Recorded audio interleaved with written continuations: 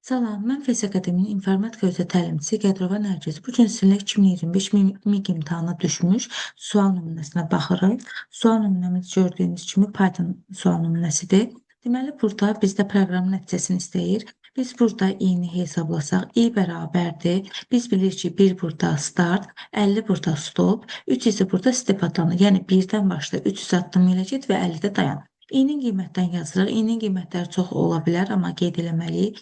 1, daha sonra 3 addım getsə 4, 7, 10, 13, 16, 19, 22, 25, 28, 31, 34, 37, 40, 43, 46 və 49.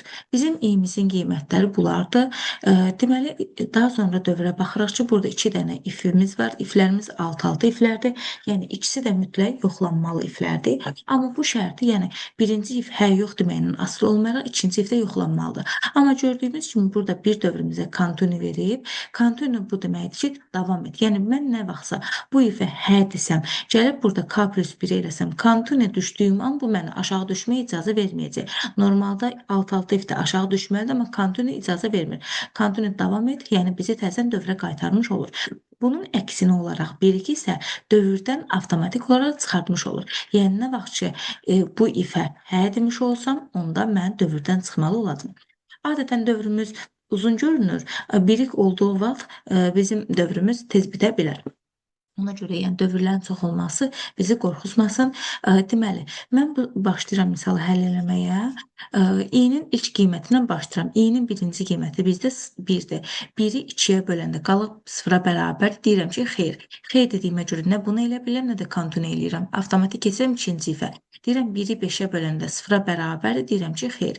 Heç birində 1 şərti ödənmədi. Gedirəm 4 şərtini götürürəm.